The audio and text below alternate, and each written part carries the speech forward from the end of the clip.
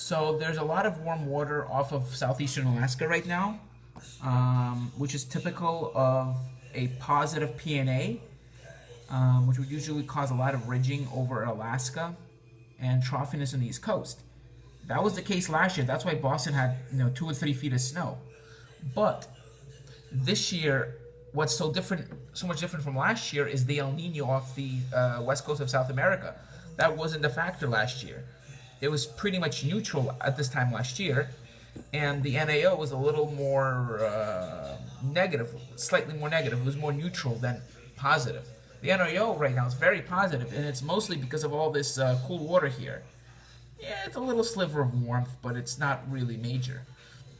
So because of this, you're having what's going on is you're having a ridge in Alaska, and instead of going down, it becomes more zonal and just heads out like that.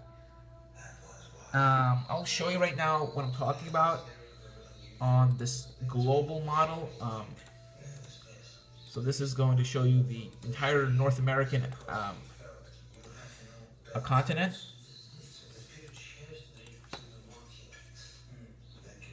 But right now it's not going. It's only going to 234 hours out. So there is no high pressure system over Greenland right now. It's very trough-like. Any high pressure system is going to the south and west right now, south and east, I mean. So this is causing a lot of warm flows right now. And the 32-degree line at 850 millibars at 5,000 feet is staying way far to the north. And this is the Arctic air, which last year was making constant spills into the United States. And this was much further south and eastward, but this year it's staying, pretty far west. So, I mean, look at this. You're having a ridge on the west coast, and then a trough in the middle of the country, and then and a bit of the east coast. But this is showing a little bit of what looks like a coastal storm developing. This is the model from earlier from earlier this morning. This is a current model, which only goes out to 170. The GFS model is having trouble loading. But even when I went out to 15 days, it's not showing anything significant for the East Coast. It's showing a chance of a storm off the East Coast, but unlikely. The NAO is way too positive for any significant blocking. And it's all because of that cool water over here. It becomes a little warmer, maybe that'll change. So, my forecast for this winter is no snow in New York City until at least the middle to end of January. And February is still a wild card, and I have to, and that will be the major wild card, and so will the El-Nino here.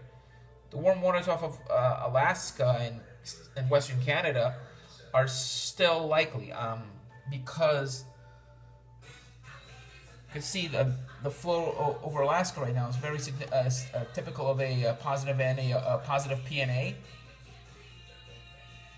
You can see how we have a ridge building here in Alaska, but instead of going down the East Coast as it usually does, it stays more north because of the El-Nino. You see how the zonal flows are just pushing everything west?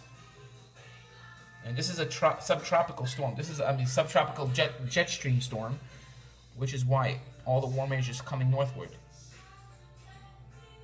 If this merged with, the subtropical jet stream, you have a major storm, but unfortunately everything is running more inland.